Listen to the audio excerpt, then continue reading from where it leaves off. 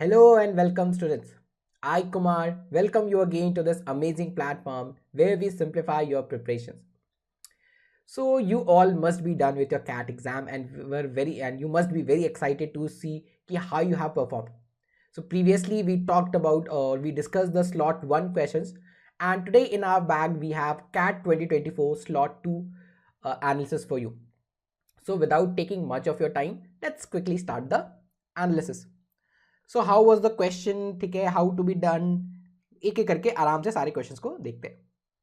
So the first question it is from the chapters of quadratic equation more और less. Okay, so it says that the roots alpha and beta of our equation 3x square plus lambda x minus 1 equals to 0, and it satisfies this following condition, then the value of alpha cube plus beta cube ka whole square will be what? Now first of all, if this is a root of this equation, so can we write that the sum of the roots will be what? Or we can say that alpha plus beta is what?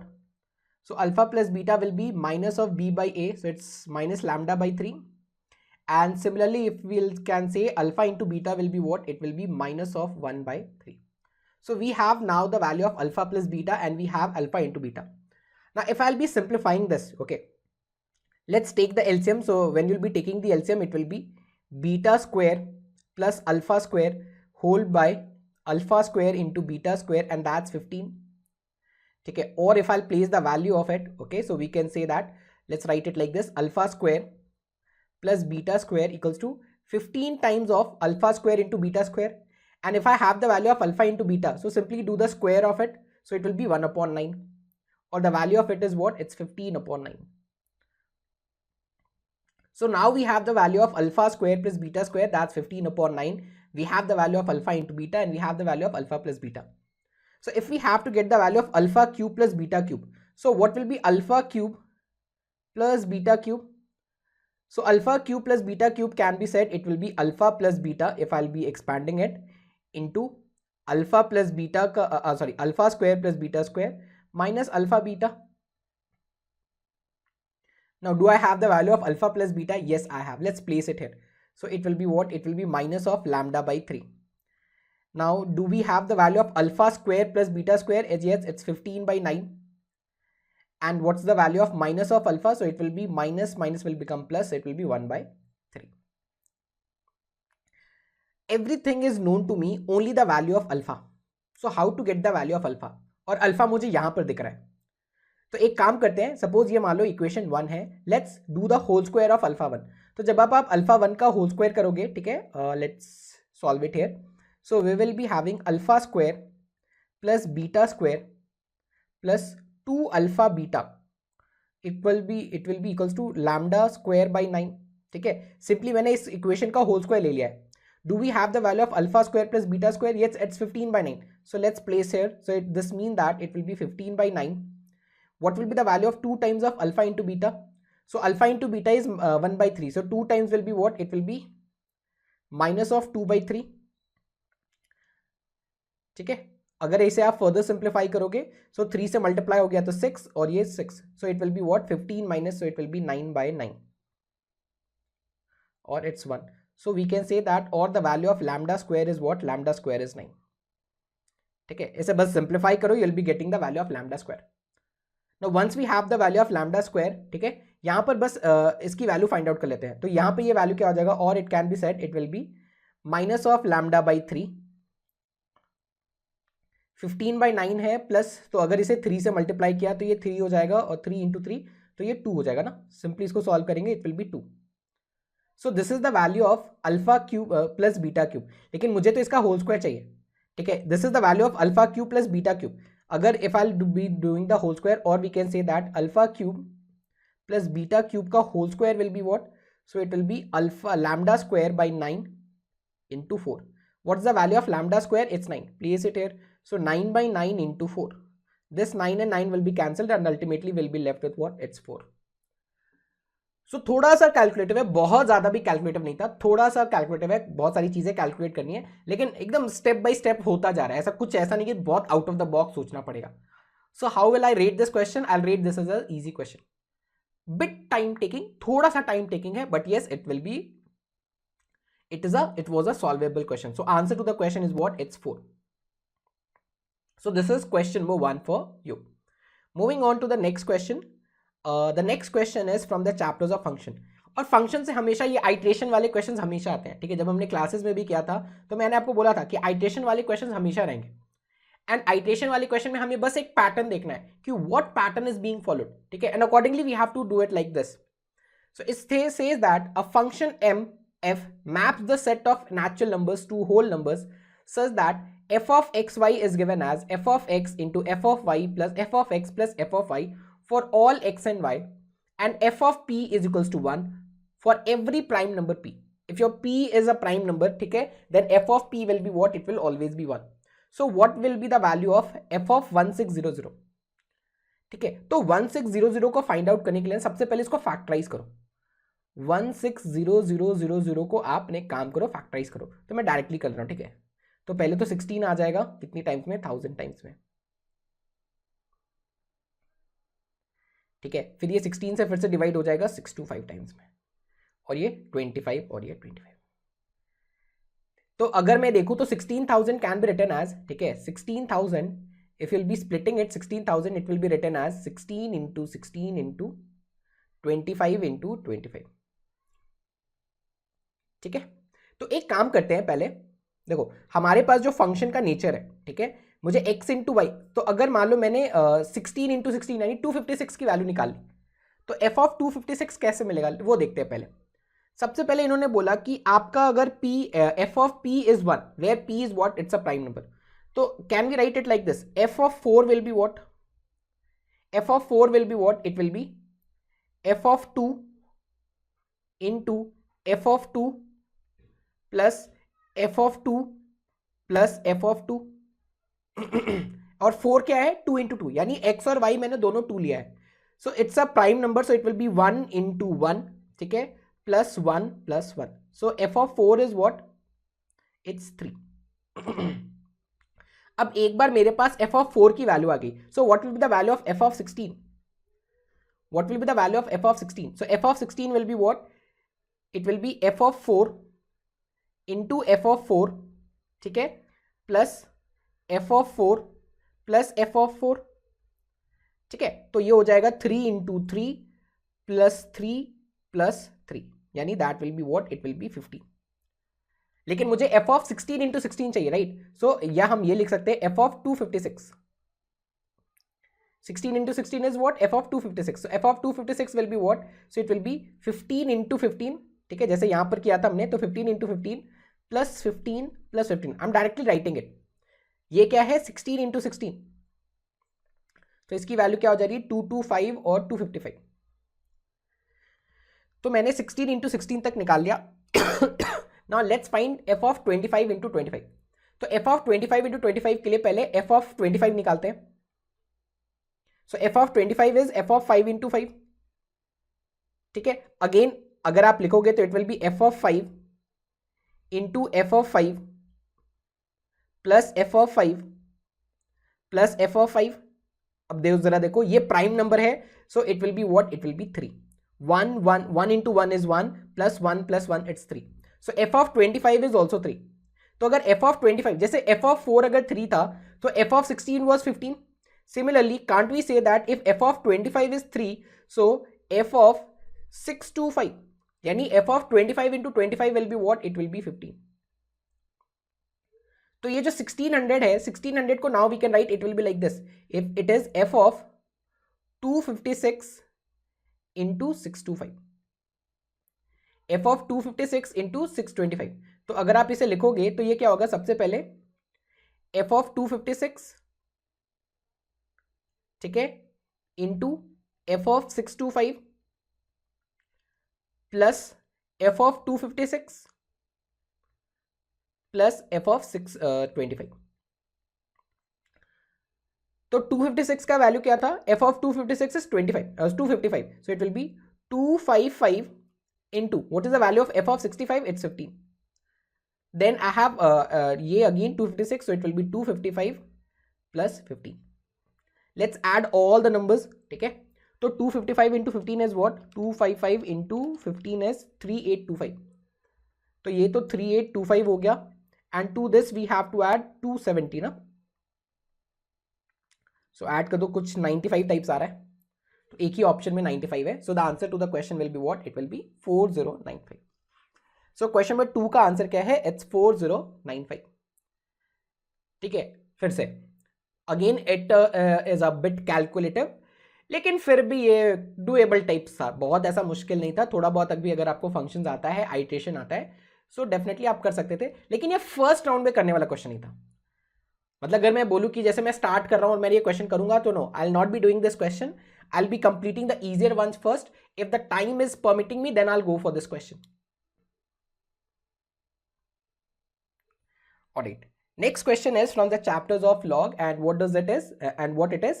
So if A, B, C are positive and these are real numbers such that A is greater than 10, okay, the value of A will be more than 10 and B is less than or equals to 10. So the maximum value B can have is 10 and C is less than B, और C जो है वो less than equals to B है.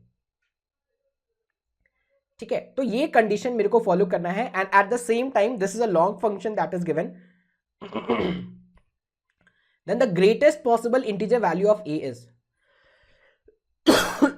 तो इस condition पे थोड़ा बाद में आते हैं, पहले इसे सिंप्लीफाई करने की कोशिश करते हैं. तो जैसे ये log a plus be with base 8 है और ये log c विद बेस 2 है, तो इसको मैं ऐसे लिख सकता हूं, can we write it like this, it will be log of 2 to the power of 3, ठीक है, एंड a प्लस बी, मतलब log a plus b base is 2 to the power of 3. Now whatever will be the base of it, okay, इसको आप क्या करते हो, इसको इससे डिवाइड कर देते हो. ठीक है, और नीचे में क्या है, नीचे में we have log c with base 2. ठीक है, इसको जब मैंने सिंप्लीफाई किया, अच्छे से लिख देता हूं, जब मैं ये वाला log फंक्शन सिंप्लीफाई कर रहा हूं, ठीक है, सिंपली यूजिंग द प्रॉपर्टीज, तो मुझे क्या मिल रहा है, this is log of a plus b, the base is 2 and the whole is divided by 3, and this was divided by log c with base 2. Similarly अगर आप इसको भी ब्रेक करोगे तो वैसा ही हो जाएगा, this will be log a minus b, the base is 3 here, okay, 3 का क्यूब हो जाएगा, so it will be divided by 3 and it will be log c with base 3. ठीक है, here also the base is 2, here also the base is 2, so instead of these function, ठीक है, ये जो दो फंक्शन है, अच्छा ऐसा होता है ना, log b with base a can be splitted like this, it will be log of b upon log of a, and where we can keep anything as base, तो इसका रिवर्स भी कर सकते हैं, यानी instead of writing this we can also write it's log of a plus b and the base is c and the whole is divided by 3. Similarly, instead of this also we can write it will be log of a minus b, okay, and the base is c and the whole is divided by 3, और इसकी value as पर question दे रखा है 2/3, तो 3 तो common हो गया. ठीक है, again using the property of log we can say that log c is a square minus b square equals to 2. ठीक है, सिंपली दो log फंक्शंस का एडिशन है तो उनका प्रोडक्ट हो जाएगा, or we can say that a square minus b square is nothing but it is c square. ठीक है, हमें किसकी वैल्यू चाहिए, हमें a स्क्वायर की वैल्यू चाहिए ना, a की वैल्यू चाहिए, sorry, so a square will be what, it will be b square plus c square. Now as we have to find the greatest positive value of a, तो मैं कोशिश करूंगा b और c, देखो a की जो value है b और c पे डिपेंडेंट है, तो जितना ज्यादा b होगा, जितना ज्यादा c होगा, उतना ज्यादा a होगा. So what can be the maximum value of b? The maximum value of b can be what? It will be 10. So b square can be 100. Similarly c का भी जो maximum value होगा it can be 100. तो a square का जो maximum value है that is 200. But a has to be an integer. ठीक है, so a is what? It's root of 200. तो root of 200 14 का square होता है 196. तो it will be somewhere like 14 point something. लेकिन since a is an integer, so the maximum or the greatest value a can have is what? A will be 14.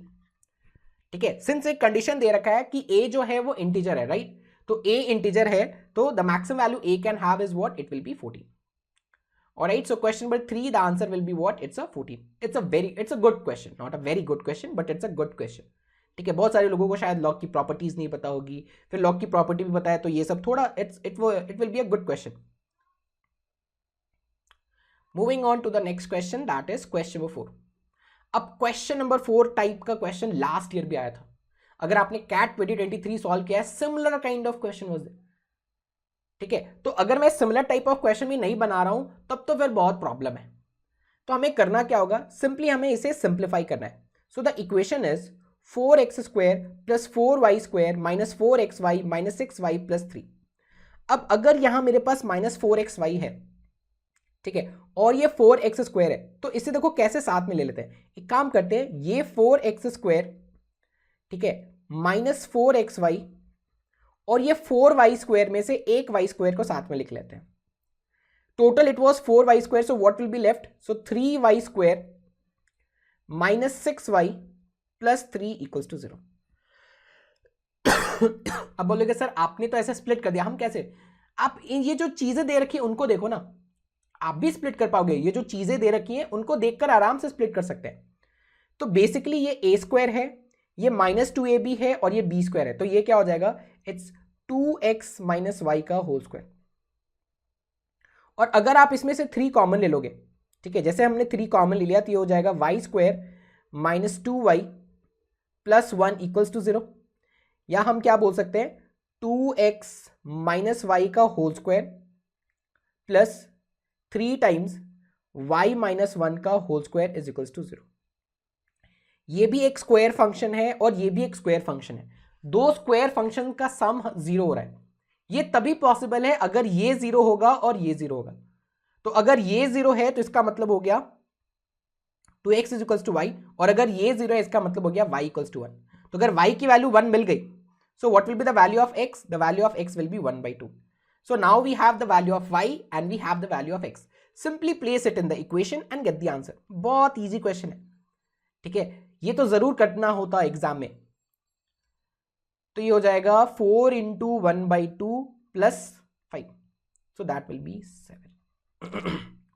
So question number 4 का answer क्या है, it's 7. Alright, so this was question number 4 for you. Moving on to the next question, that is question number 5. अब question number 5 जब मैंने पहली बार सोचा ना, तो मुझे तो बहुत ज़्यादा प्रॉब्लम थी डायग्राम का. मैं खुद का एक्सपीरियंस बता रहा हूँ, हो सकता है आपको फर्स्ट गो में ही डायग्राम समझ में आएगा. मुझे समझ में नहीं आया था कि डायग्राम कैसे बनेगा, ठीक है, लेकिन थोड़ा सा फिर सोचा गया तो फिर हो गया. चलो, सो 3 circles of equal radii touch each other externally. ठीक है, तो 3 सर्कल्स हैं ऑफ इक्वल रेडियाई.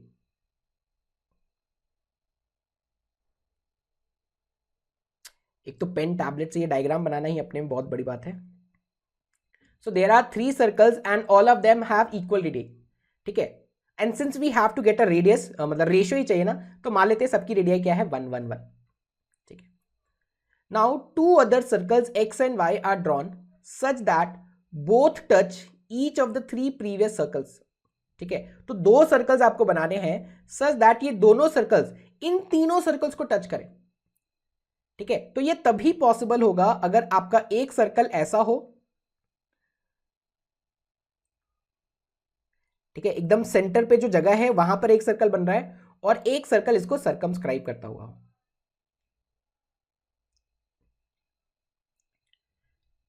इन्होंने क्या बोला कि 3 circles are there, okay, which are just externally touching each other, तो वो हमने बना लिया पहले. फिर 2 सर्कल्स और हैं जो तीनों को टच कर रहे हैं. तो ये तभी पॉसिबल होगा अगर एक सर्कल ये छोटा वाला होगा और एक सर्कल ये बड़ा वाला होगा. ठीक है, x and y are drawn such that both touch each of the 3 previous circle if the radius of x is more than y. इसका मतलब ये वाला सर्कल x है और ये वाला सर्कल y है. ठीक है, ये जो छोटा सर्कल ये y है और ये जो बड़ा सर्कल है that is x. Now we have to get the ratio of the radii of x and y. ठीक है, कि दोनों के बीच का रेडियस क्या होगा. तो पहले एक काम करते हैं, x की वैल्यू फाइंड आउट करने की कोशिश करते हैं, या पहले y की वैल्यू, कुछ भी आप फाइंड आउट कर सकते हो. तो पहले एक काम करते हैं, अगर मान लो मैंने इसको कनेक्ट कर दिया, ये सेंटर ऑफ द सर्कल से, ठीक है, ये सेंटर और ये सेंटर को ऐसे कनेक्ट कर दिया.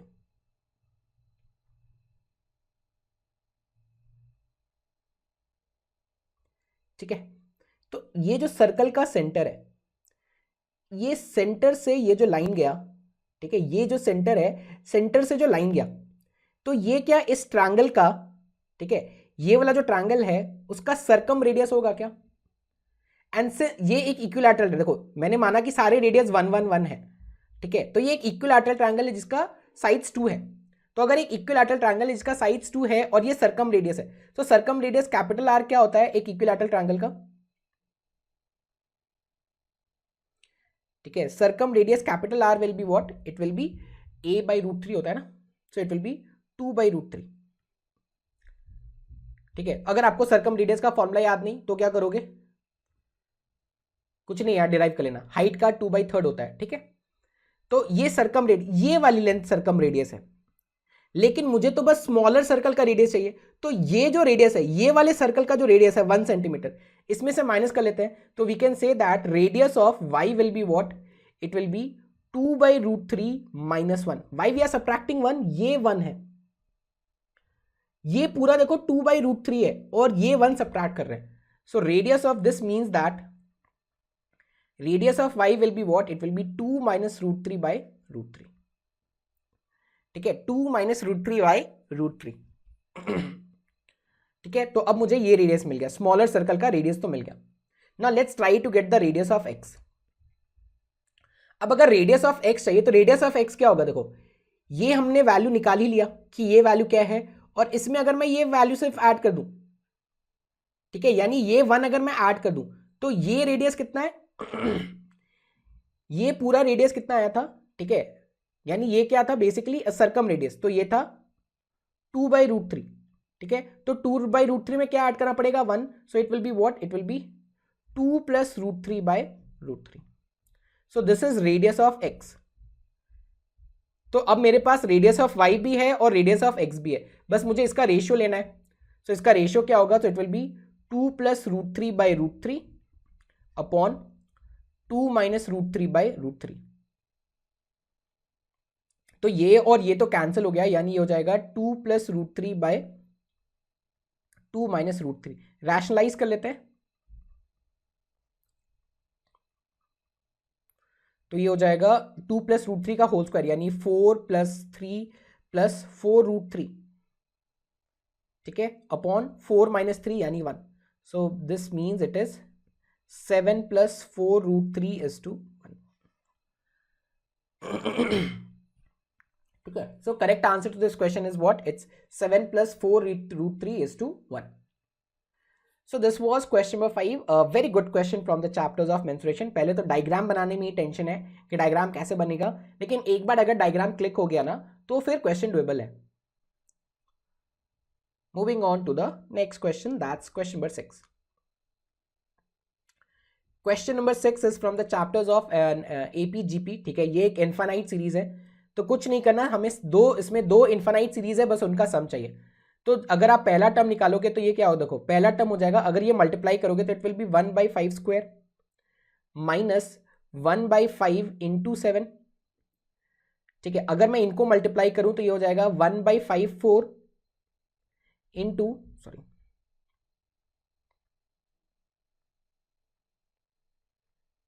Minus 1/5² into 7²। अगर मैं तीसरा टर्म भी मल्टीप्लाई कर दूं तो ये हो जाएगा 1/5 और यहां पर आ जाएगा माइनस 1/53 इंटू 7/3। यानी बेसिकली हमारे पास दो जीपी है और दो इनफाइनाइट जीपी है, एक जीपी ये है और एक जीपी ये है।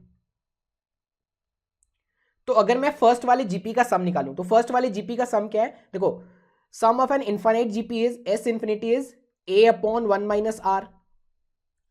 ठीक है, वही यूज करना है, sum of an infinite GP निकालना है। First term is 1/25, write it there, 1/25। Then 1 minus, तो इनका कॉमन रेशियो ये 1/5² है, ये 1/54 है, तो इसका R क्या होगा 1/54 अपॉन 1/5²। ठीक है, सिंप्लीफाई करोगे तो क्या हो जाएगा 1/5²। सो इट विल बी 1 - 25 इटसेल्फ।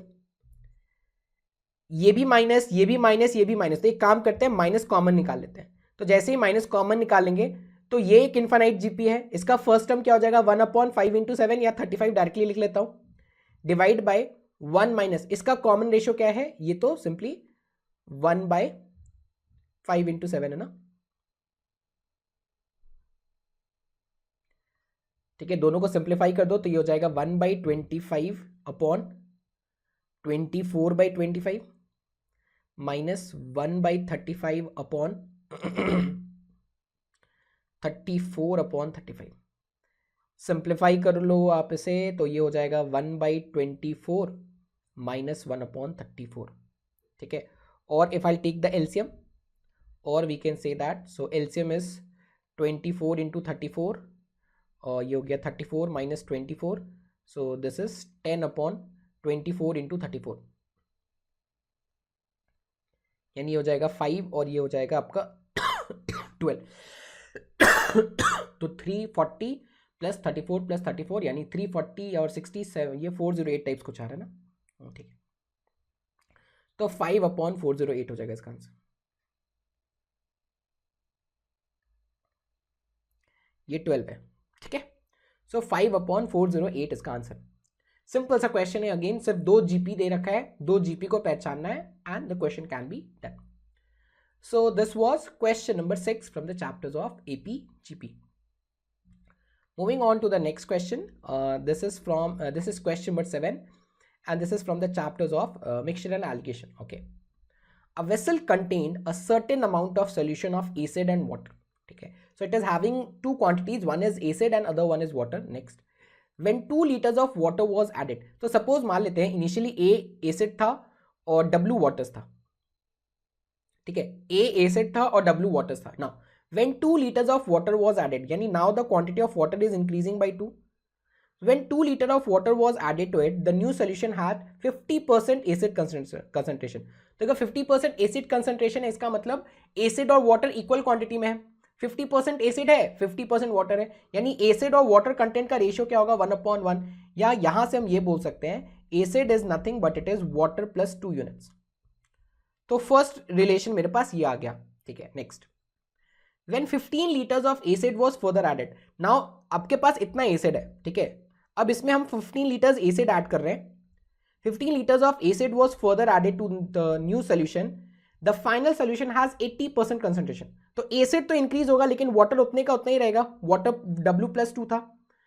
अब इसमें जो कंसेंट्रेशन है दैट इज 80% एसिड, यानी 80% एसिड है तो 20% वाटर होगा, तो इसका जो रेशियो होगा एसिड और वाटर का इट विल बी 8/2, या आप इसको 4/1 भी बोल सकते हो। अगर मैं इसे सिंप्लीफाई करूंगा तो ये क्या हो जाएगा, और we can say that A + 15 will be equals to 4W + 8। A की वैल्यू यहां से यूज कर ले क्या, तो ये हो जाएगा W+2 + 15 equals to 4W + 8। W को उधर कर दो तो ये हो गया 3W, ठीक है। 15 + 2 is 17 - 8 यानी 9, और the quantity of W will be what, W is 3 litres. तो वाटर हो गया 3 लीटर्स, ठीक है। तो वाटर अगर 3 लीटर्स है तो एसिड कितना होगा, एसिड विल बी 5 लीटर्स। तो हमें क्या चाहिए था, हमें यही चाहिए ना। Then the ratio of water and acid in the original solution, so originally acid was 5 and water was 3, so water and acid, so it will be 3:5। ये बहुत कंफ्यूजन हो जाता है, ठीक है। आपने सही आंसर कर लिया, फिर आपने देखा नहीं, आपने simply acid is to water लिख दिया 5:3, ठीक है। 5:3 भी है आंसर में, आपने तुरंत मार्क किया 5:3 करेक्ट है। अरे नहीं, हमें क्या चाहिए, we have to get the ratio of water and acid, so water is 3 litres and acid will be 5 litres, so the ratio is 3:5। So question number 7 का आंसर क्या है, it's option D. Moving on to the next question, that is question number 8, ठीक है। Try to do this question, meanwhile मैं थोड़ा पानी P लेता हूं।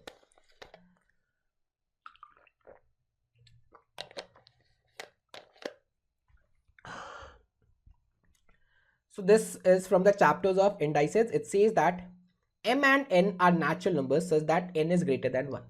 तो m और n natural numbers तो है, but n is greater than 1. Clearly they are stating. And m to the power of n can be written like this. तो सबसे पहले मुझे इसको कोशिश करनी है m to the power of n में लिखने की, मतलब any number raise to the power of n लिखने की कोशिश करनी है। So how to write it, तो अगर आप इसे सिंप्लीफाई करोगे so it can be written as 2 to the power of 5 to the power of 5 and 40 अगर आप लिखोगे तो it can be written as 3 to the power of 8 to the power of 5। तो ये भी पावर 5 है, ये भी पावर 5 है, यानी अगर मैं चाहूं so we can write it 2 to the power of 5 is 32, ठीक है। सो 32 to the power of 5 into 3 to the power of 8 यानी 3 to the power of 4 is 81, तो मुझे 81 इंटू 81 करना है, 81 इंटू 81 विच इज 6561,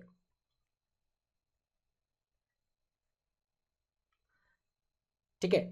और we can write it is into 32, so it's 209952 to the power of 5, 209952 to the power of 5 है, ठीक है। So m to the power of n is equals to this. सो इसका मतलब m की value ये है और n की वैल्यू 5 है। सो what will be the answer of m minus n? सो 209952 में से आप आराम से 5 निकाल लो, तो ये क्या हो जाएगा 209947। 52 में से अगर 5 सब्ट्रैक्ट करोगे it will be 47। So correct answer to question number 8 is what? It's 209947। Alright, ठीक ठाक क्वेश्चन है ना। Moving on to the next question, that is question number 9। Let's see how to be done. So ABCD is a trapezium in which AB is parallel to CD. So first of all let's draw AB, लेकिन पता नहीं कौन बड़ा है ना। The sides AD and BC when extended intersect, अच्छा ठीक है, AB is 2 and CD is 1. So first of all I have a trapezium like this, ठीक है। In this is AB which is 2 units, ठीक है, and this is BCD and that's 1 units. Now they are stating that the sides AD and BC extended intersect at point E. So if you will extend it like this, ठीक है, दोनों को हमने intersect कर दिया तो ये क्या हो जाएगा E। ना सिंस ये ट्रेपीजियम है तो ये और ये पैरेलल हो गया, तो अगर ये पैरेलल है तो ये छोटा ट्रायंगल और ये बड़ा ट्रायंगल क्या हो जाएगा? सिमिलर हो जाएगा। अब मैं सिमिलैरिटी से ये बोल सकता हूं, और इन दोनों का रेशियो अगर 1:2 है, ठीक है, यानी इसका बेस और इसके बेस का रेशियो 1:2 है, यानी इनके साइड्स का भी रेशियो क्या होगा? अगर ये x है तो ये पूरा क्या होगा? ये पूरा 2x होगा, ठीक है। अगर ये y है तो ये पूरा क्या होगा? ये होगा 2y, ठीक है। तो अगर ये y है तो ये भी y हो गया और ये भी x हो गया। नेक्स्ट अब फिर क्या है? And the perimeter ABCD is 6 centimetre. तो ABCD का यानी this plus this plus this plus this is 6, यानी लिख लेते हैं तो 2 + 1 + x + y is what? It is 6, और we can say that x + y is 3। Then the perimeter in centimetre of triangle AEB, तो AEB क्या हो जाएगा? Twice of x + twice of y + 2। तो इसे अगर 2 से twice of x + twice of y + 2, यही पेरीमीटर होगा। ये क्या, सिंपली इसको 2 से मल्टीप्लाई कर दो, ये हो जाएगा 6 + 2 दैट्स 8, ठीक है। सो क्वेश्चन नंबर 9 का आंसर क्या है? इट्स 8। किससे है? सिमिलैरिटी ऑफ ट्रायंगल से। Moving on to the next question, that is coordinate का क्वेश्चन है। The coordinates of 3 vertices of triangles are 1, 2, 7, 2, 1, 10 and the radius of incircle of the triangle is. अब अगर आप देखोगे ना तो थोड़ा कॉम्प्लिकेटेड क्वेश्चन तो दिख रहा था स्टार्टिंग में, लेकिन जब आप कोऑर्डिनेट्स को ध्यान देखोगे ना, कोऑर्डिनेट्स इसको बहुत सिंपल कर देते हैं। कैसे कोऑर्डिनेट सिंपल कर रहे हैं? पहले आप इस कोऑर्डिनेट्स को प्लॉट करने की कोशिश करो। तो जैसे पहला है 1, 2, यानी x की वैल्यू 1, ठीक है, और y की वैल्यू 2। मान लो यहां पर आ गया आपका, let me use another colour pen. x की वैल्यू 1 है, ठीक है, तो ये 1, 2 हो गया। Then I have a point which is 7, 2, यानी x की वैल्यू 7 है, ठीक है। सो x की वैल्यू 7 मान लो यहां पर है and y is 2, so this is 7, 2 and the third point is 1, 10, यानी x की वैल्यू 1 और y की वैल्यू क्या है? 10।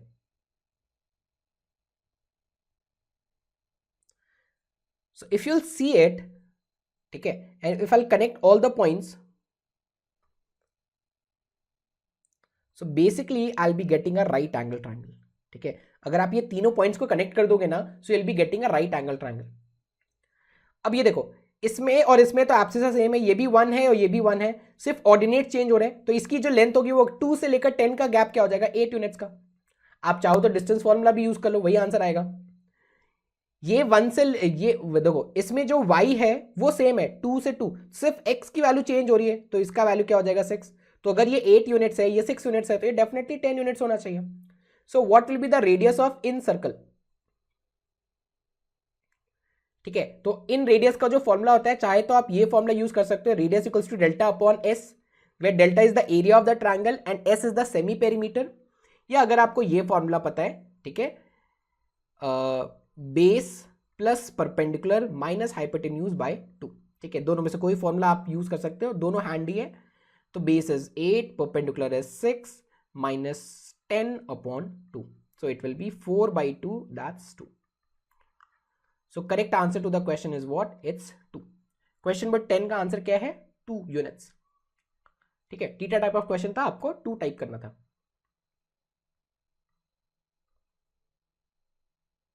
Moving on to the next question, that is question number 11. This is from the chapter of problem on ages. So what this question is, so when Rajesh age was same as the present age of Garima, then the ratio of their age was 3:2।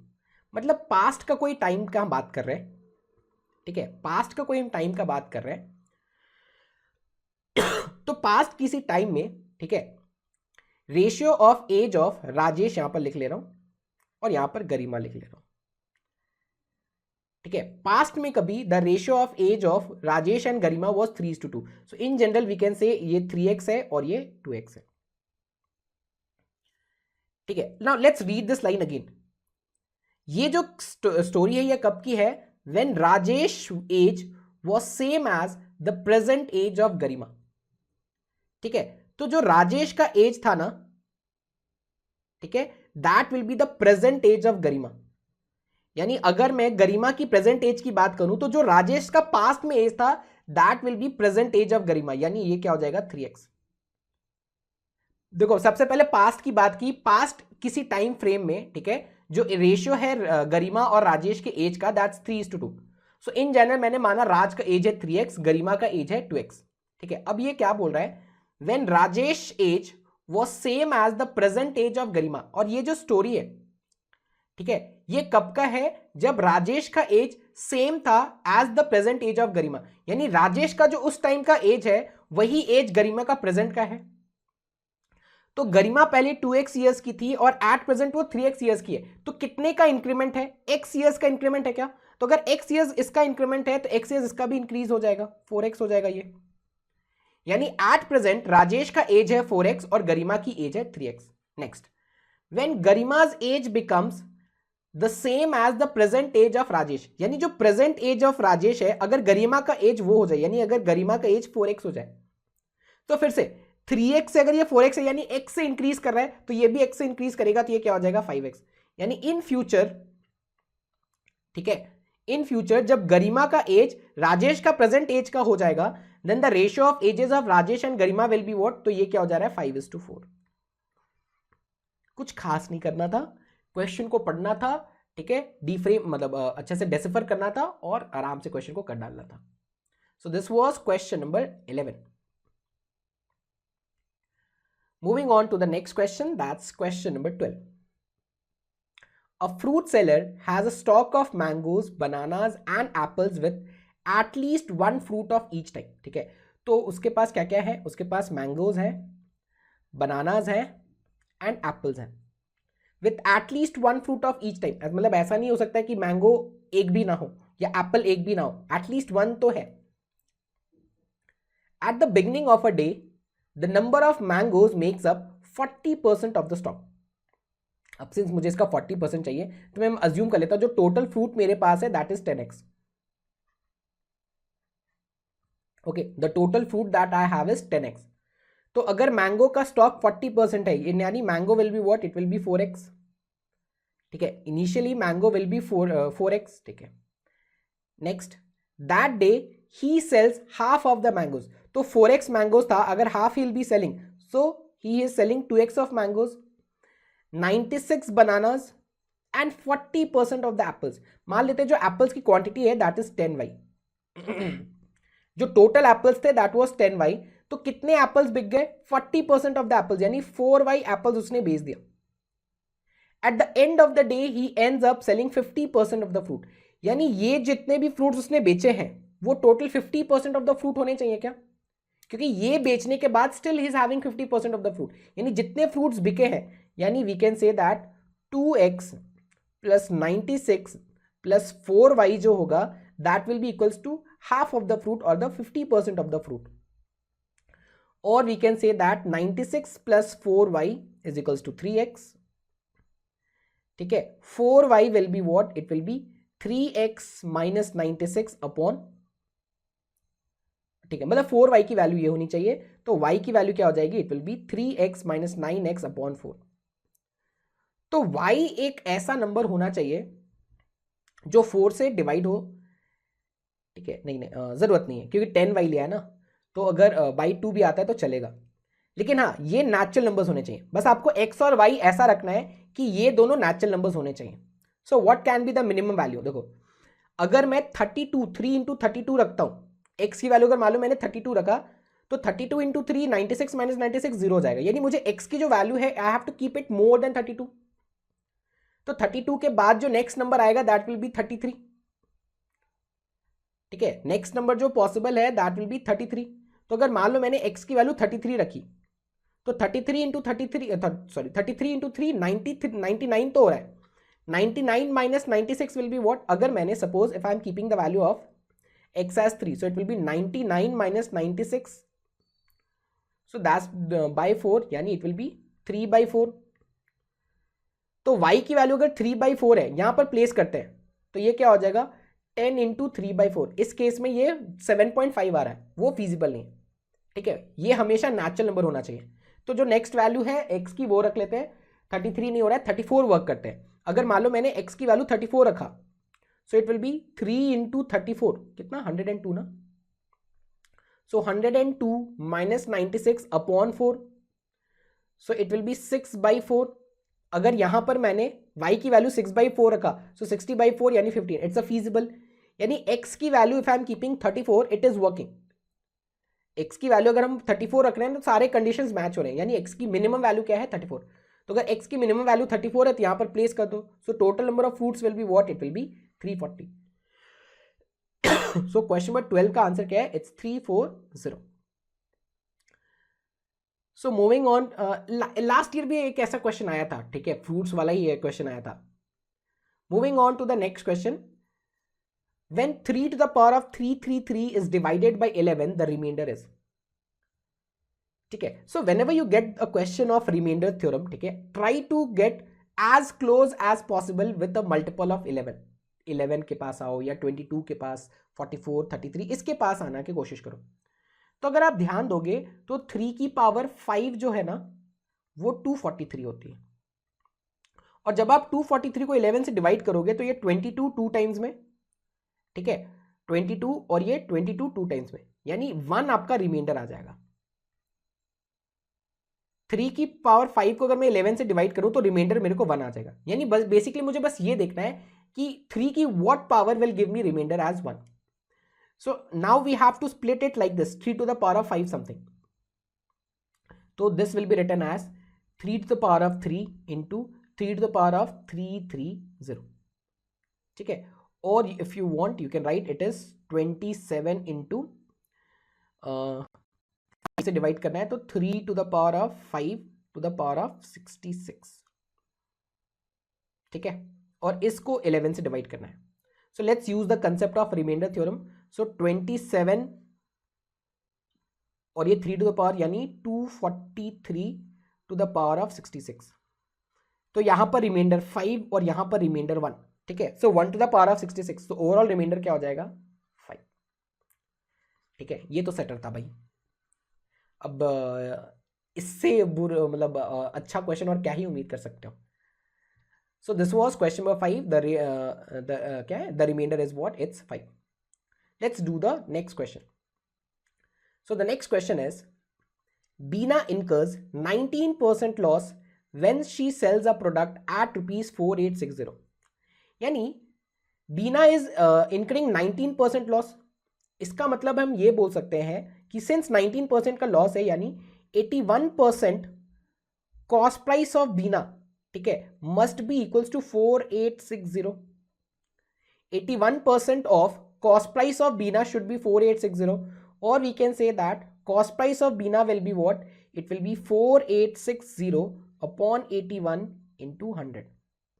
81 के table में दिख रहा है आराम से 6 times में, ठीक है, तो ये हो जाएगा 6000। यानी बीना हैज परचेज्ड इट, ठीक है, बीना ने टोटल कितने में बाय किया था? 6000 में। नेक्स्ट, और श्याम कितने में खरीद रहा है? Shyam is purchasing it for 4860। Next,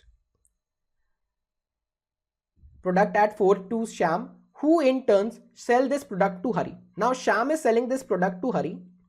If Beena would have sold this product to Shyam at a purchase price of Hari, she would have obtained 17% profit.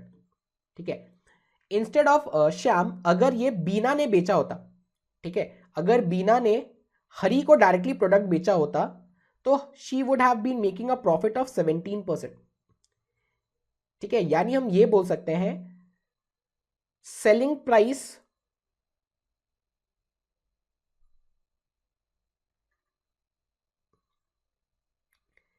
Price that Beena would have enjoyed if she would have sold to क्या नाम है, Hari, it will be 117% of 6000।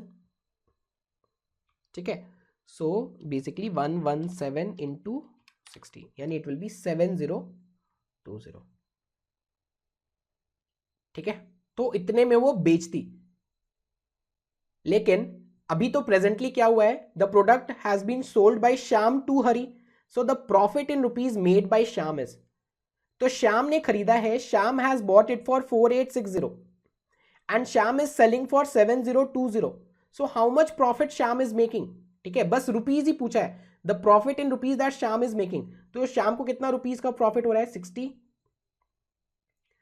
ठीक है, ये हो जाएगा 791,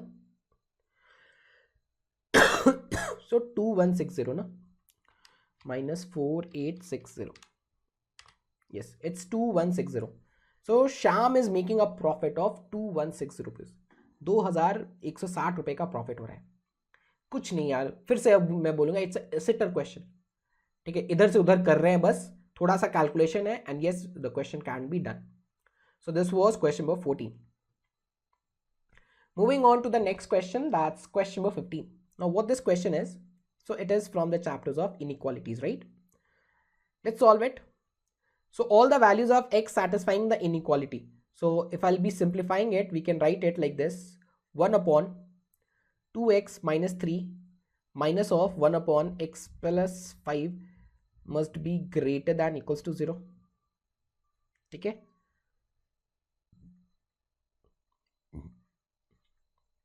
into 2x minus 3, ठीक है, ये हो जाएगा x plus 5 minus 2x plus 3 must be greater than equals to 0, और it will be minus, sorry let's write 8 minus x upon x plus 5, 2x minus 3 must be greater than equals to 0।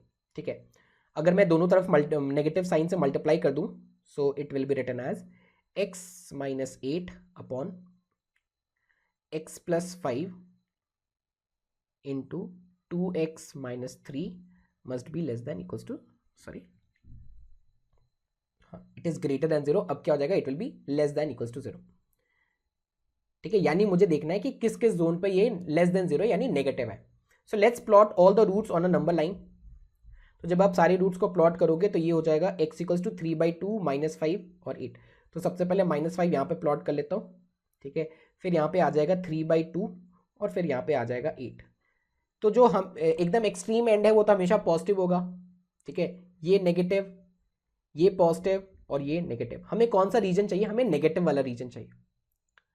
ठीक है, negative वाला reason चाहिए, लेकिन हमें ये भी देखना है कि कहीं गलती से इन्फिनिटी ना हो जाए। तो ये रीजन तो है, मतलब आपका जो x है वो -5 से छोटा होना चाहिए, सॉरी -5 से बड़ा होना चाहिए, सॉरी -5 से छोटा होना चाहिए। सो x is less than -5।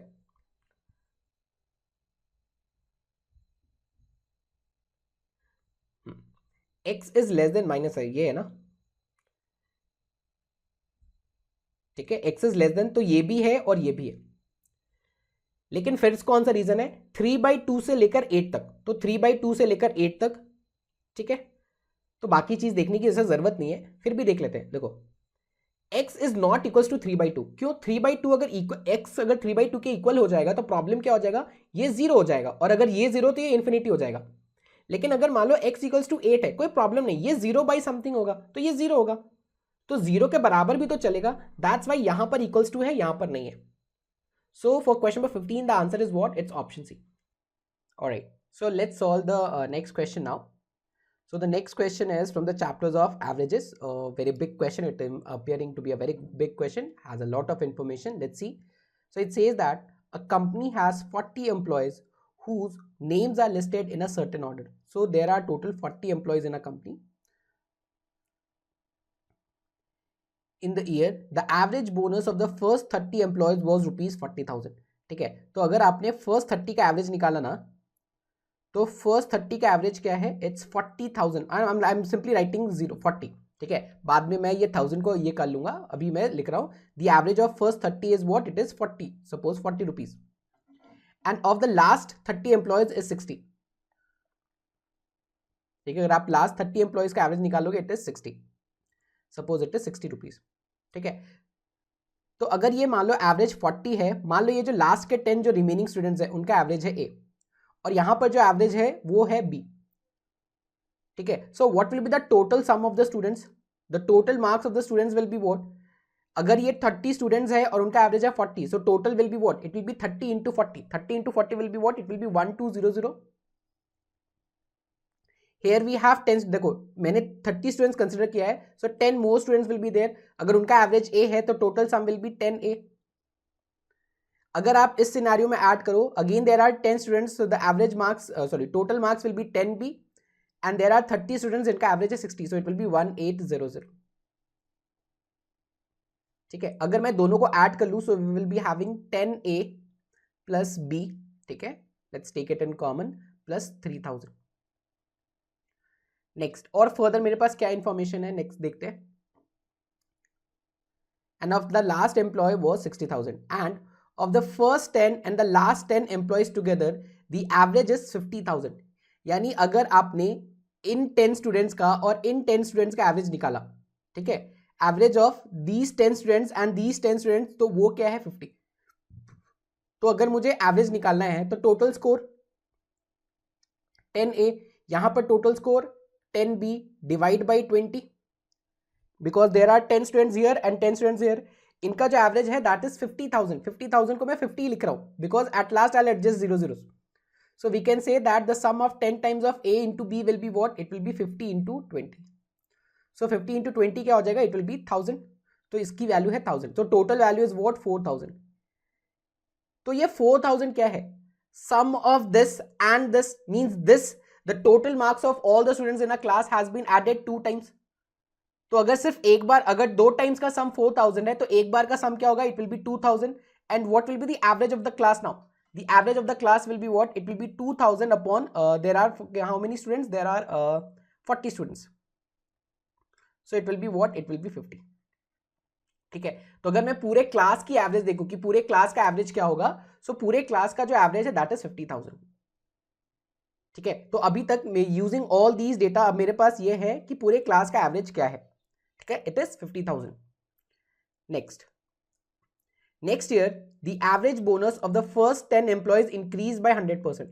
now whatever is the average of these 10 students उसको 100% से increase कर रहे हैं, and of the last 10 employees is increased by 200, और ये जो भी वैल्यू उसको 200% से increase कर रहे हैं। तो पहले एक काम करते हैं, A और B की वैल्यू फाइंड आउट कर लेते हैं, ठीक है, कि A और B की वैल्यू क्या होगी। तो ठीक है, तो A की वैल्यू क्या होगी 10A, ठीक है, 10A will be what, so 10A यानी टोटल अगर एवरेज 50 है, right, so it will be 50 into 40, और इसमें से सब्ट्रैक्ट कर लो ये 30 स्टूडेंट्स का average, so it will be 30 into 40। ठीक है, तो आप अगर देखोगे तो ये 5 4 12 20 है, और ये 4 3 12 यानी 80 है।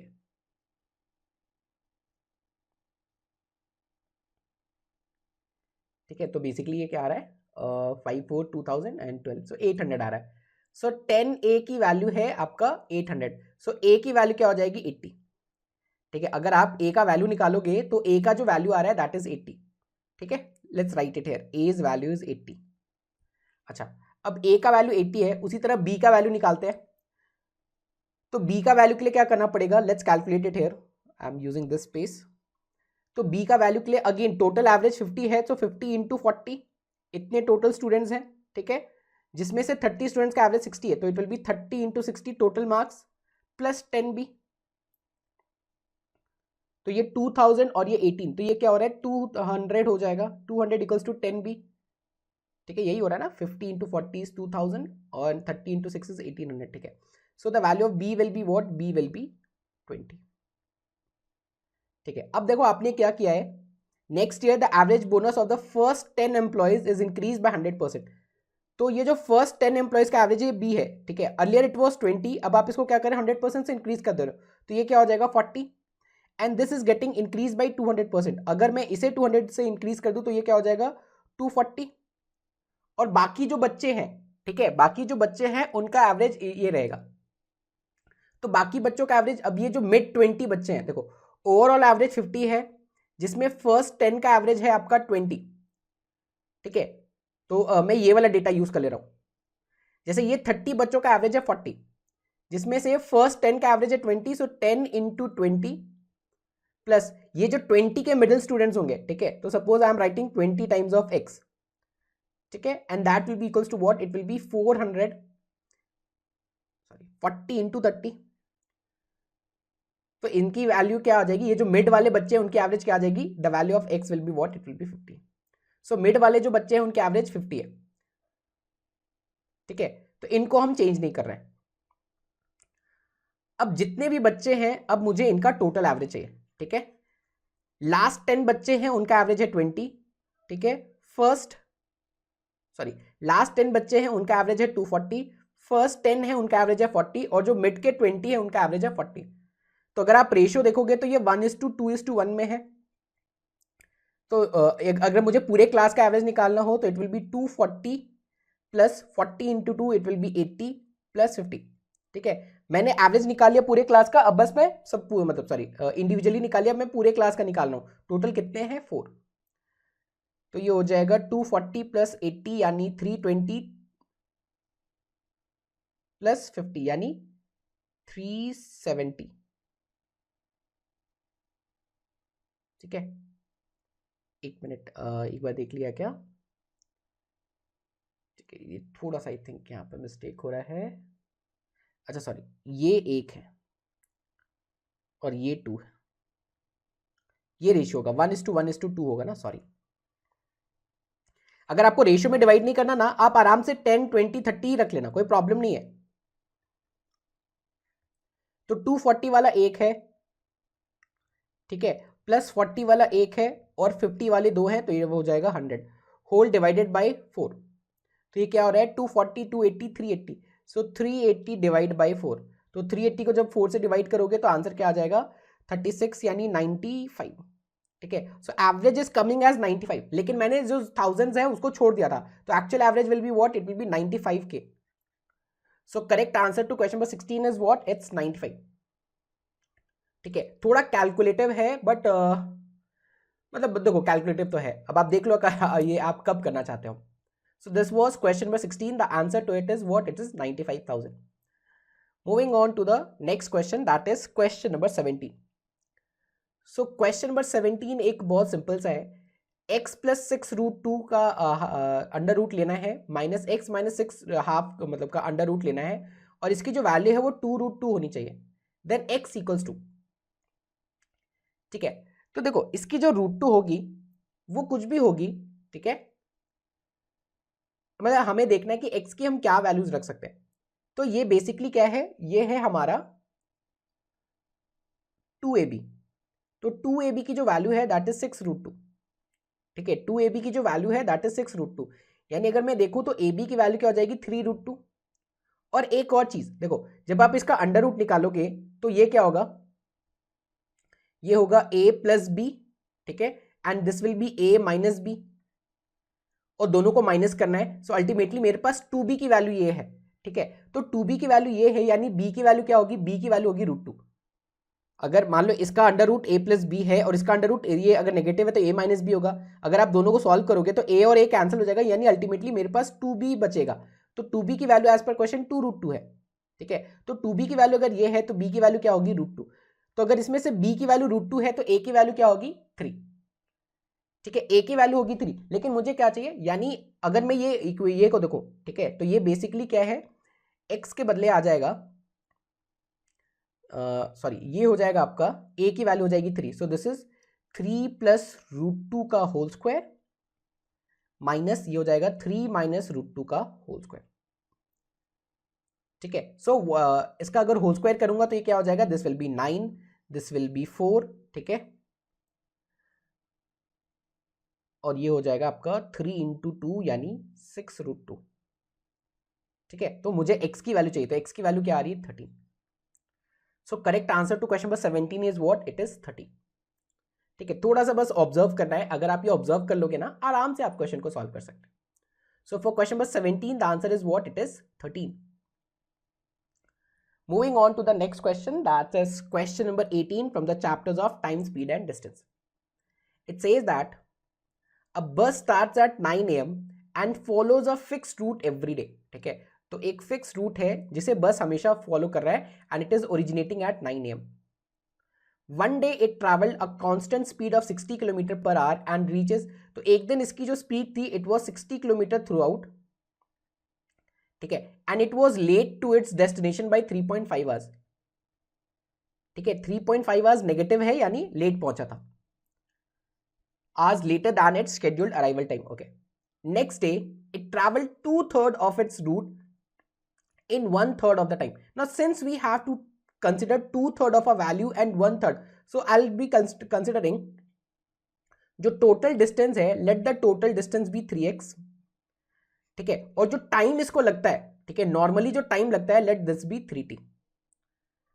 The normal time which the bus takes is 3t, ठीक है, और जो नॉर्मल डिस्टेंस कवर करना है दैट इज 3x। नेक्स्ट तो हुआ क्या, next day it travel 2/3, so if it is travelling 2/3 of it, यानी 2x का जो डिस्टेंस है, ठीक है, 2x of its route in 1/3 of the time, यानी 1/3 यानी इन t टाइम पीरियड्स, ठीक है, इन t टाइम पीरियड्स उसने 2x डिस्टेंस ट्रैवल कर लिया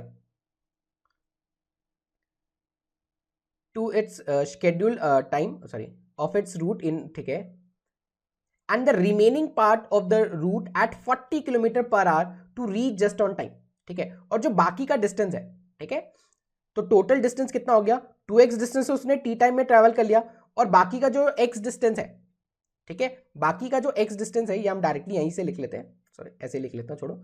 बाकी का जो x डिस्टेंस है उसमें उसकी स्पीड क्या रही, 40 किलोमीटर पर आवर, और कितने टाइम के लिए ट्रैवल करेगा, देखो अगर टी टाइम यूज कर लिया है तो 3t में से टी टाइम बच जाएगा, यानी it will be travelling for 2t time, और टोटल जो डिस्टेंस ट्रैवल किया दैट विल बी 3x। या आप डायरेक्टली लिख सकते थे x इक्वल्स टू 40 2t, यानी अगर आप इसको सॉल्व करोगे तो x की वैल्यू क्या आ जाएगी, 80t, ठीक है, x की वैल्यू 80t है। अब वापस से अगर मैं ये देखूं, यहां पर क्या था कि if it is travelling constantly with a speed of 60, तो total distance that it has to travel will be what, it will be 3x upon 60, और जो टोटल टाइम लगा उसे क्या लग रहा है, इट इज 3t, तो नॉर्मल टाइम था उससे 3.5 आवर्स ज्यादा लग गया इसे, या अगर आप इसे 3.5 के बदले अगर 7.2 लिखोगे तो ज्यादा बेटर है, ठीक है। अब मेरे पास x की वैल्यू है, x is 80t, let's place it here. तो if you will be replacing the value of x as 80t, so it will be what, it will be 240t upon 60 equals to 3t plus 7/2, ये हो गया 4t, यानी t की value क्या हो गई, 7/2। तो अगर t की वैल्यू 7/2 है, नॉर्मली कितना टाइम लगता था, 3 टाइम्स ऑफ t, यानी normally the time taken is 21/2 hours. 21/2 hours का मतलब 10.5 आवर्स, 10.5 आवर्स, ठीक है। तो 10.5 आवर्स, तो 9 AM पे नॉर्मली बस स्टार्ट होती थी, और अगर उसको 10.5 आवर्स लगते हैं तो कब पहुंचेगा, ठीक है, तो 9 AM में 10.5 आवर्स जोड़ लो, तो ये तो नहीं होगा, so it will be 7:30 PM, ठीक है। सो सिंपली आप क्वेश्चन की इक्वेशन बनाओ, ठीक है, और ये क्वेश्चन कर सकते थे। Again time speed and distance का ये मैं बोलूंगा एक इजी क्वेश्चन था. Moving on to the next one, that is question number 19. So what question number 19 is, P, Q, R and S are four towns. One can travel between P and Q along three paths. ठीक है, तो अगर आपको P से Q जाना है, ठीक है, अगर आपको सॉरी P से Q जाना है, so there are three paths possible. ठीक है, direct paths possible. And if you want to move between Q and S, if you want to move from Q to S, so there are four direct paths available. And between P and R, ठीक है, and between P and R, suppose R यहां पर है, ठीक है, there are four direct paths again. ठीक है, एक बार फिर से देख ले, क्या P एंड Q के लिए थ्री पाथ्स है, Q एंड S के लिए फोर पाथ्स है, एंड P एंड R के लिए again there are four direct paths. Next, there is no direct path between P and S. P and S को direct connect किया हुआ कोई पाथ नहीं है. While there are few direct paths between Q and R. Q and R के बीच में there are few direct paths. ठीक है, कितने हैं नहीं पता, मान लेते हैं x है. ठीक है, Q से R के बीच में सपोज x पाथ्स है, and between R and S, sorry, there are few direct path between Q and R and even between R and S. तो R एंड S के बीच में जो पाथ है सपोज हुआ y. तो ये एक सिटी का स्ट्रक्चर दे रखा है. ठीक है, अब आपको क्या करना है, एक पॉइंट से दूसरे पॉइंट में मूव करना है, उसके भी नंबर ऑफ वेज दे रखे हैं. One can travel from P to S. Now if one has to travel from P to S either via Q, मतलब Q से होकर जाएगा, और via R, ठीक है, और via Q followed by R respectively in exactly 62 possible ways. यानी अगर आपको P से S जाना है तो total number of ways are what 62. तो P से S में कैसे कैसे जा सकता हूं, P to S via Q. तो अगर आप P to S via Q जाओगे तो how many ways are there, 3 ways here and 4 ways here, so total number of ways will be 12. ठीक है, अगर आप ये से जा रहे हो, कौन सा तरीका है, one can travel from P to S via Q. अगर आप वाया Q जाओगे तो 4 into 3 12 वेज है. ठीक है, और वाया R, अगर आप वाया R जाओ तो P से R आओगे और R से S आओगे तो 4. ठीक है, और into Y, so total veg will be what, it will B 4Y. ठीक है, 4 इंटू वाई, और via Q followed by R, यानी Q फॉलोड बाई R. तो पहले आप P से Q आओ 3, फिर R आओ X और फिर Y, तो ये टोटल कितना हो जाएगा 3XY. ठीक है, तो P से S आने के इतने तरीके हैं, और टोटल वेज जो दे रखा है दैट इज 62. तो अगर आप इसे सिंप्लीफाई करोगे तो आप ये बोल सकते हो कि 4Y प्लस 3XY की वैल्यू क्या हो जाएगी, इट विल बी 50. ठीक है, 4y प्लस 3xy की वैल्यू क्या है, ये 50 है. Moving on, one can also travel from Q to R. ठीक है, आइदर डायरेक्टली, तो Q से R आने के लिए आप या तो डायरेक्टली आ सकते हो यानी x वेज. ठीक है, Q to R, one can travel from Q to R either directly और वाया P. ठीक है, और अगर आप वाया P आओगे तो what will, how many ways will be there, 3 into 4, there are 12 ways. ठीक है, Q to R via P और वाया S. अगर आप वाया S आओगे तो कितना होगा, 4 into Y, so plus 4Y. ठीक है, और इसकी वैल्यू कितनी है 27. तो अगर मैं ये सॉल्व करूं तो यहां से जो इक्वेशन मिलेगा that is x plus 4y is equals to 50. तो एक इक्वेशन ये है, एक इक्वेशन ये है, there are two variables. Then the number of direct path between Q and R, यानी ये जो x है मुझे उसकी वैल्यू चाहिए. तो अगर x की वैल्यू चाहिए तो y को एलिमिनेट करने की कोशिश करते हैं. ठीक है, तो सबसे पहले 4y क्या हो जाएगा, instead of 4y we can write it is 15 minus x. ठीक है, 4y की जगह मैं 15 माइनस एक्स लिख दे रहा हूं, प्लस 3 टाइम्स ऑफ x, और y की जगह आप क्या लिख सकते हो, y की जगह we can write it will be 15 minus X upon 4. ठीक है, यही है ना, 15 minus X upon 4 and that's equals to 50. इसे सिंप्लीफाई कर लेते हैं, तो सिंप्लीफाई करेंगे तो क्या होगा देखना जरा, ये हो जाएगा 60 minus 4x plus 45x minus 3x square, if I am not wrong, 45 into 15 into 3 minus X square equals to 200. ठीक है, और we can say that 3x square, this will be minus of 41x and this will be plus of 140, that's equals to 0.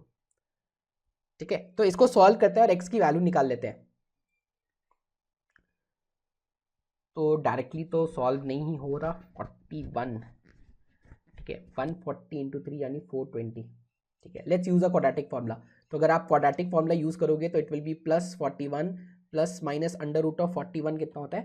41 into 41 is 1681 minus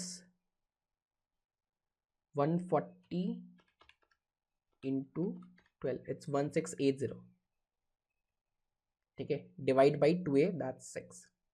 so it will be 41 plus minus 1/6. देखो ये fraction तो नहीं हो सकता, यानी desired value जो होगा, desired value will be 42/6, that is 7. और the correct answer to the question is what, it is 7. ठीक है, फिर से ठीक ठाक क्वेश्चन है, थोड़ा कैलकुलेटिव है क्योंकि क्वाड्रेटिक सॉल्व करना है, थोड़ा टाइम लग सकता है, but it was not a very difficult question जो एग्जाम में नहीं किया जा सकता था. So this was question number 19 and the answer to it is what, it is 7. Moving on to the next question, that is question number 20. Question number 20 is from the chapters of CI and SI. Let's see what it says. So Anil invests rupees 2200 yani 22,000 for 6 years in a scheme with 4% interest per annum compounded half yearly. ठीक है, तो अगर अनिल ने इतना invest किया है, so what will be the amount that Anil will be getting? Amount of Anil. तो it will B, देखो प्रिंसिपल है आपका 22,000. ठीक है, 6 इयर्स है लेकिन it is compounded half yearly, तो पर हाफ ईयर का रेट ऑफ इंटरेस्ट क्या होगा, 2%. यानी इफेक्टिवली कितना होगा, 2/100, यानी ये क्या हो गया, इट विल बी 1/50. यानी आपका जो अमाउंट है वो क्या होगा, every half year it will increase by 50, 1/50. और टोटल कितने हाफ ईयर्स है, 6 इयर्स में टोटल कितने हाफ ईयर्स है, यहाँ 12. तो अनिल का जो अमाउंट होगा ना, that will be 2200 into 51/50 to the power of 12. Next, separately Sunil invest a certain amount in the same scheme for 5 years. ठीक है, तो सुनील ने भी कुछ अमाउंट इन्वेस्ट किया है, सुनील का अमाउंट नहीं दे रखा है. तो सपोज सुनील का जो अमाउंट है दैट इज एस, ये जो प्रिंसिपल दैट इज एस, और उसने क्या किया है, सेम स्कीम में इन्वेस्ट किया है बट ओनली फॉर 5 इयर्स. ठीक है, ऐसा ही है. Separately, Sunil invests a certain amount in the same scheme for 5 years and then reinvest the entire amount.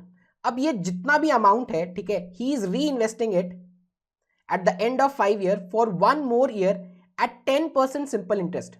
ठीक है, अब ये पूरे अमाउंट को वो फिर से री इन्वेस्ट कर रहा है and this time at 10% simple interest. तो अगर 10% सिंपल इंटरेस्ट है तो अमाउंट क्या हो जाएगा, 110/100. तो ये सुनील का अमाउंट हो जाएगा at the end of the 6th year. If the amount received by both of them at the end of 6 years are equal, यानी ये अमाउंट और ये अमाउंट अगर इक्वल है, एज पर question whatever amount Sunil is getting and whatever amount Anil is getting, both are same. तो सबसे पहले तो इसे स्वाहा करो, तो ये पावर 2 बचेगा. ठीक है, अगर ये 0 कैंसिल हो गया तो ये 11 और ये कितना हो जाएगा, ये 2000. ठीक है, और ये 10 अगर उधर चला गया तो ये कितना हो जाएगा, 20,000. यानी s की जो वैल्यू है वो तो क्या है ना, हाँ, s का जो वैल्यू होगा, ठीक है, s का जो वैल्यू होगा it will be what, it will B 20,000 into 51, 50 into 51/50. 0 0 0 0 cancel, 5 5 से 25. सो 25 के टेबल में 8 टाइम्स में, तो अब बस सिंप्लीफाई कर लो, 51 into 51 into 8. So it is 20808. अगर आप इसे सिंप्लीफाई करोगे इट इज 20808. तो एक बेसिक कंसेप्ट ऑफ CI/SI पे ये क्वेश्चन था. तो क्या ये क्वेश्चन डुएबल था, हाँ जी जरूर डुएबल था. ठीक है, so this was question number 20 for you, that is from chapters of SI/CI. Moving on to the next question, that is question number 21. So question number 21 is from the chapters of time and work. Amal and Vimal together can complete a task in 150 days. यानी अगर आपने अमल और विमल को work कराया ना ए और B को work कराया तो 150 डेज में वो आपको काम कंप्लीट करके देंगे। लेकिन अगर मैंने विमल और सुनील से काम कराया, the same work will be completed in 100 days. ठीक है, so this information has been given. So first of all let's assume the value of total work. So total work will be the LCM of these two which is 300. So efficiency of these two will be what? It will be 2 and efficiency of these two will be what? It will be 3. ठीक है, तो अभी मेरे पास दोनों मतलब combine efficiencies आ गई है. Next, Amal starts working on the task and works for 75 days. ठीक है, तो मान लेते हैं अमल की जो एफिशिएंसी है ना, ठीक है, वो ए है. तो अगर अमल की एफिशिएंसी ए है और उसने 75 डेज तक काम किया तो टोटल कितना वर्क करेगा? 75 ए. ठीक है, अमल की जो एफिशिएंसी अगर वो ए है और Amal has work for 75 days, so total work done by Amal will be 75 A. Then Vimal takes over and works for 135 days. Again अगर विमल की एफिशिएंसी वी है, so work done by Vimal will be 135 V plus finally Sunil takes over and completes the remaining task in 45 days. अब last के 45 days में सुनील ने work किया और इन्होंने मिलकर ये 300 यूनिट्स का जो वर्क है वो कंप्लीट कर लिया है. ठीक है, तो क्या मेरे पास इस डेटा को यूज करके और ये डेटा को यूज करके मैं ए, वी और एस की वैल्यू निकाल सकता हूं? Can we get the efficiencies of Amal, Vimal and Sunil? Yes we can, if we will be able to distinguish it. मतलब अगर मैं इनको ब्रेक कर सकूं. So see, I have a combined efficiency of A and B. तो 75A, इसमें से अगर मैंने 75, अगर मैं ये 35 को ऐसे ब्रेक कर दूं, so can we write it will be 75V plus 45V, ठीक है, प्लस 15V प्लस 45S. मैंने ये 135 को सिंपली ब्रेक कर दिया है.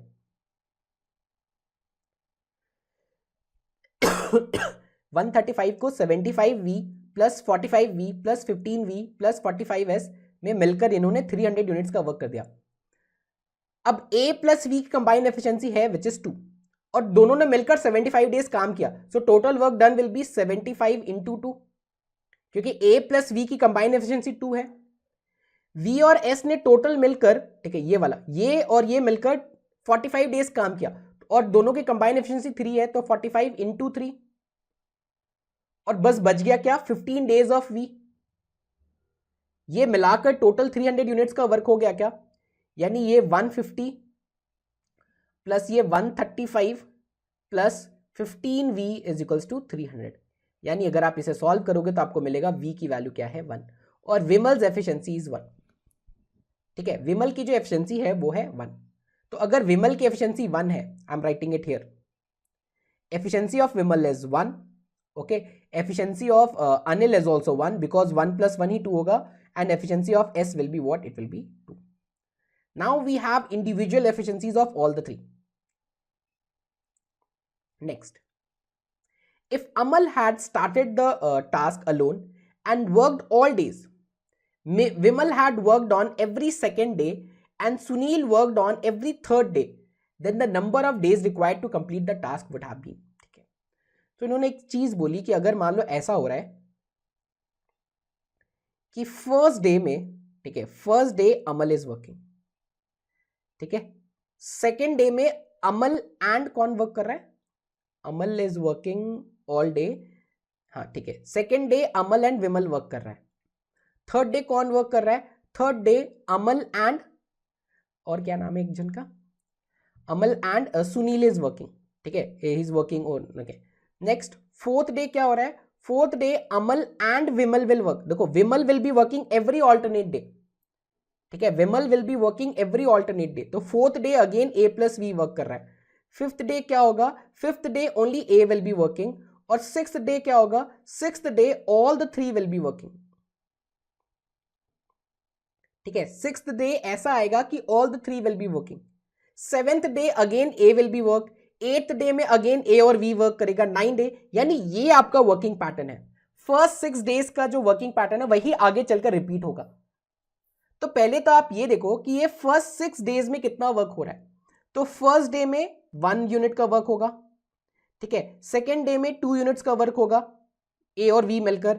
थर्ड डे में 4 यूनिट्स का वर्क होगा, सॉरी 3 यूनिट्स का वर्क होगा, 2 और 1 मिलकर. फोर्थ डे में ए और वी है तो फिर से 2 यूनिट्स का वर्क होगा, फिर फिफ्थ डे में ए है तो 1 यूनिट का वर्क होगा, और फिर सभी अगर मिल गए, ठीक है, इफ एवरीवन इज वर्किंग तो total work will be what, it will B 4 units. तो अगर मैं फर्स्ट 6 डेज की बात करूं, the total work will be 3, 6, 10 and 13। तो फर्स्ट 6 डेज में, ठीक है, 13 यूनिट्स का वर्क होता है। फर्स्ट 6 डेज में 13 यूनिट्स का वर्क होता है। तो टोटल 300 यूनिट्स ऑफ वर्क करने के लिए मुझे 6 डेज का कितना सेट की जरूरत पड़ेगी? एक बार फिर से देख लूं क्या, 3, 3, 6, 8, 9, 13। फर्स्ट 6 डेज में 13 यूनिट्स का वर्क हो रहा है। तो टोटल कितने ये 6 डेज के सेट्स की जरूरत पड़ेंगी? तो number of sets of 6 days will B number of sets, ठीक है, ये क्या है, नंबर ऑफ डेज नहीं है, नंबर ऑफ सेट्स है। सो इट विल बी 300 अपॉन 13। तो जब आप 300 डिवाइड बाई 13 करोगे तो ये क्या होगा, 23, यानी 23 सेट्स कंप्लीट है।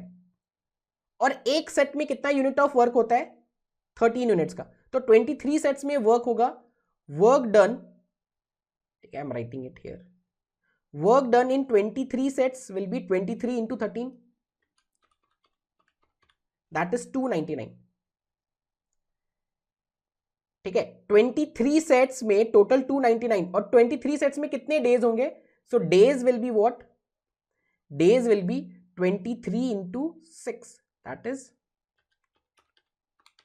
138। देखो अभी तक 138 डेज हो गया है और 299 यूनिट्स ऑफ वर्क कंप्लीट हो गया है, लेकिन वर्क कितना कंप्लीट करना है, 300 यूनिट्स। तो लास्ट का जो 1 यूनिट वर्क है, ठीक है, या 139th डे में अगेन अमल विल वर्क, ठीक है, और ये 1 यूनिट कर देगा। तो total number of days required will be what, it will B 139। A very good question, ठीक है, क्योंकि हमेशा जो जैसा क्वेश्चन पूछा जाता था वैसा नहीं है। अब अगर आपने अगर अच्छे से नहीं पढ़ा होगा ना तो आपको लगेगा सर अरे वो तो वही पुराना क्वेश्चन है, और आपने कर लिया होगा कि और ऐसा ऐसा ऐसा, but the answer will not be coming, ठीक है। So the correct answer to the question is what, it is 139 days is total required. So this is question number 21. All right. Moving on to the next question, that is question number 22. So question number 22 is from the chapters of mod. If x and y satisfy the equation mod x plus y equals to 15 and x plus mod y minus y equals to 20, then we have to get the value of x minus y equals to, ठीक है। तो इसमें ना देखो अलग अलग condition होंगे। जैसे अगर मैं इस एरिया की बात करूं तो यहां पर क्या है, यहां पर x भी नेगेटिव, यहां x नेगेटिव है और y पॉजिटिव है, यहां पर x is positive and y is positive, ठीक है। इस वाले में क्या होगा, यहां पर x भी नेगेटिव और यहां पे y नेगेटिव और x पॉजिटिव ना, और यहां पर क्या हो जाएगा, x भी नेगेटिव और y भी नेगेटिव।